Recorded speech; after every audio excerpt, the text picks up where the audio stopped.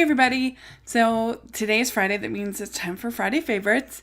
And this week I thought it would be fun to talk about my favorite movies from the last few years since I started YouTubing and blogging. And then I would rank those favorites, which is very difficult because they're obviously my favorite. And so how am I going to do that? So I picked my top 3 favorite movies from since 2014. So I ended up with 15, and I put in two technically television shows that are basically episodic and that I was super hyped on and really loved. So it's a little bit cheating, but I felt like it was the truth as far as what I really liked that year. So here we go. Let's get started. So number 15 on my list, and again, I like all of these movies because they're still my favorite. So number 15 on my list is Star Wars The Force Awakens. So this was back from 2015, and it was my number 2 that year on my list. And I still think it's a pretty fun time, but it definitely has been hurt by the fact that I didn't really like the sequel, and I didn't really like any of the follow-ups, to be honest. I wasn't a big fan of Rogue One. Solo is fine, but I don't know, it just sort of hurt the tarnish off of Force Awakens a little bit for me. Some of the stuff that I'd excused, assuming they would sort of explain it a little bit better in subsequent films, they didn't really. And so, yeah, it comes in at number 15 on my list. Next up, I have another from 2015. I have Spotlight. This is my number 3 favorite that year. And it's a really, really, really wonderful film. It's a film that really moved me a lot because I love the fact that it's a true... I love that it is a true indictment of groupthink and not just a hate piece on the Catholic Church. And you really just get so invested in these reporters as they're researching.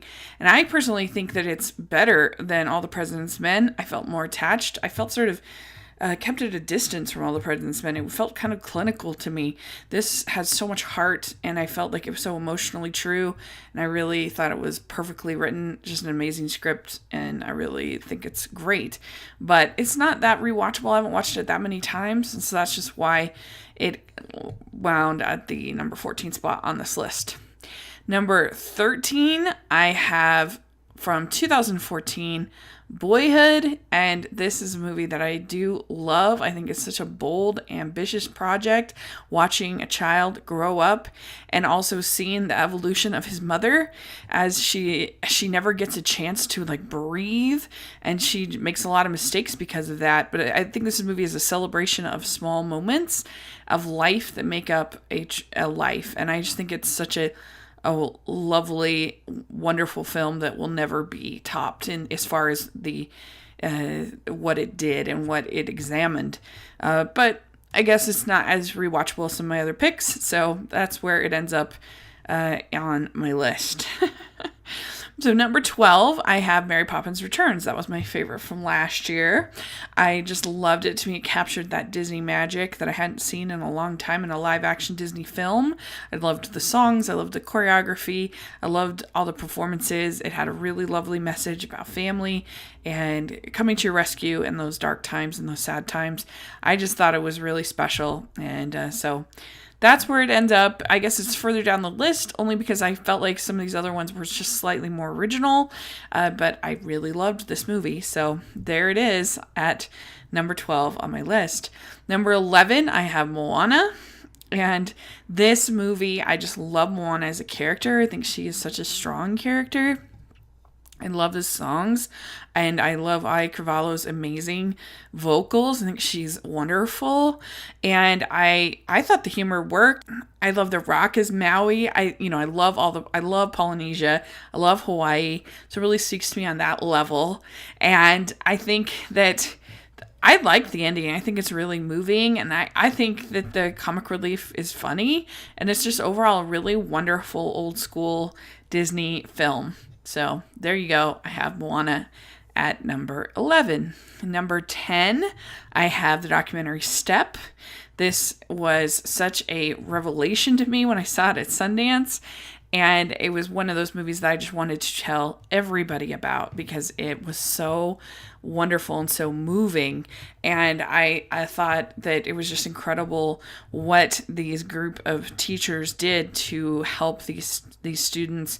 And by the end, I was just so rooting for them. And it to me, it was a great example of education and also of just human determination and what we can do. It was so hopeful, and it was such a sort of a depressing time that I just loved it so much. And I got to meet the coach, and I just think it's a great documentary, sports documentary. Number 9, I have Coco.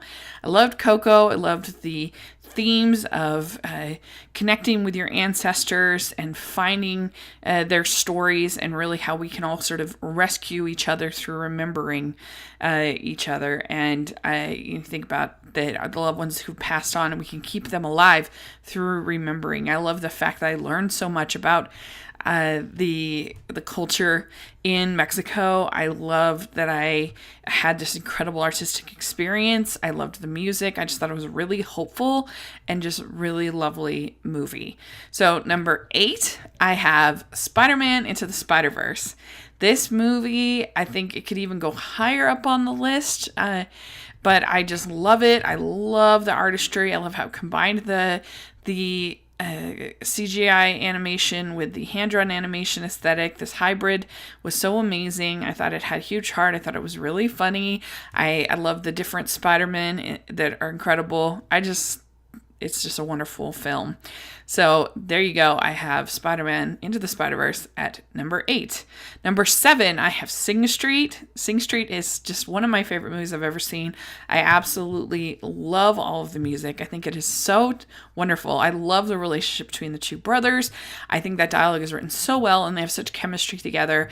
And I think that at the end, I'm just smiling and rooting for them. And I think it's a very hopeful, wonderful film. And so I have Sing Street at number 7.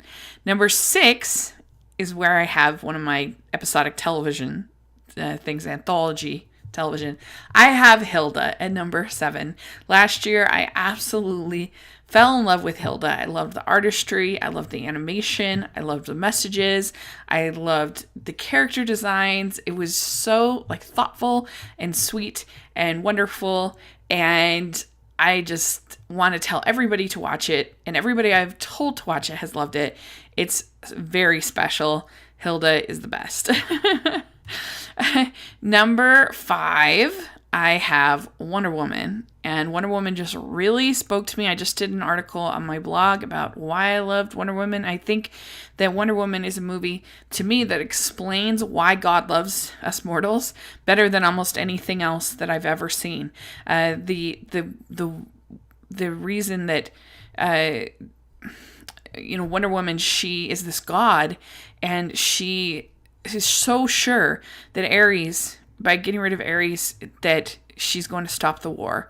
But then when she realizes that we are the ones, that he can only tempt us, we have to decide to do these horrible things to each other, how devastating that is. And yet her still deciding to love people because of the sacrifice of Steve. And I just think that's absolutely beautiful, and I absolutely love it. And I love No Man's Land, and I love Gal Gadot's character, and I love all her joy at seeing all these new experiences like eating ice cream and things like that. It's a movie I just love. Every time I watch it, I love it more and more and more. I think it's really special. Number 4, I have Song of the Sea. Song of the Sea is a really special movie. We've just done the podcast with Stanford about it. It's a movie that I think I've cried the most in of any movie. It really struck me because of the message about grieving and saying goodbye to your loved ones. And I thought that the experience of Ben was so easy to relate to, especially because my cousin had just passed away when I saw it. But every inch of the screen is animated in this 2D animation, and it's so detailed. There's so many little things that just are so beautiful. I think it's so hopeful, but yet still so imaginative. You get lost in sort of the Irish lore, but you don't need to really know a whole lot about Irish lore, which I can definitely appreciate. And it's just such a beautiful, hopeful, gorgeously animated, gorgeous music. It's amazing. Number 3, I have Inside Out. Inside Out is a movie that I just absolutely love. Definitely one of my all-time favorites. I think what it's saying about mental health, and that we need both the journey of Riley, where she doesn't have any emotions, and her having this sort of emptiness. I can definitely relate to that. And then when she finally goes home and she's honest with her parents, I think that moment is so beautiful and so lovely. And then I think the journey of Joy is just the best, because she starts out thinking that happiness is fun, and by the end she realizes that it's a much more rich experience, and that you need the tough times, you need the sadness in order to feel true joy. And it's such a bold message. It's such a moving message. All the voice performances are perfect.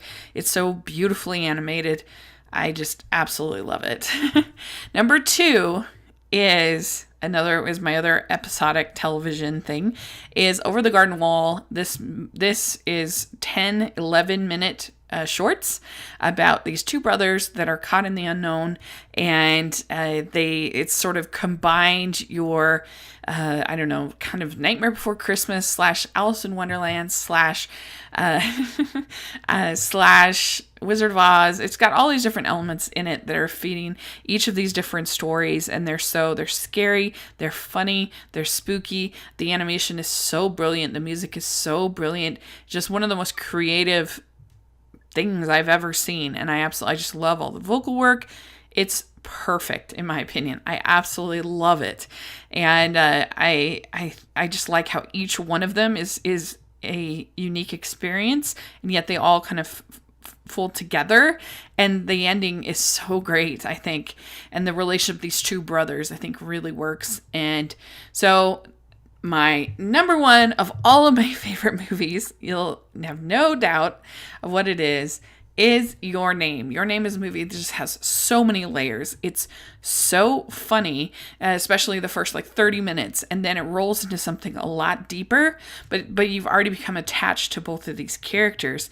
When Mitsuo and Taki can't switch places anymore, they feel this emptiness, and yet they don't know why, and but they've had that sort of human connection to each other, and Taki feels it, and he knows that something in his life is missing. And when you feel that kind of yearning, when you feel that connection with humanity, I think you will do just about anything to try to save those people. And that's what happens to him. And I think his whole journey, as he tries to find out where Mitsuo is and what he needs to do, and they have that moment of connection through the spiritual band, is so touching and wonderful. I love the animation. I love the music. Every time I see it, I see something new and wonderful. I think it is a very hopeful movie. I think it is it's just a movie that has everything to me. It has everything you could want in a film. I absolutely love it. And so it's my favorite movie to have all of my favorite movies since 2014. And I just, to me, it's flawless. It's just, I absolutely love it. And I know other people have flaws with it. Not me. I absolutely love it. And so there we go. That's it. So I'll say it again. We have Your Name, number 1. We have Over the Garden Wall at 2. Inside Out at 3. Song of the Sea at 4. No big surprise, we have 4 animated properties in my top 4. And then we have Wonder Woman at 5, Hilda at 6, Sing Street at 7, Spider-Man Into the Spider-Verse at 8, Coco at 9, Step at 10, Moana at 11, Mary Poppins Returns at 12, Boyhood at 13, Spotlight at 14, and Star Wars The Force Awakens at 15. So there you go. That is my ranking of my favorite movies of the last few years. Let me know what you think, and how would you rank these movies, and what would you say are how you would rank your favorites. So let me know, and thanks so much. Please subscribe to my channel. I'll talk to you later. Bye!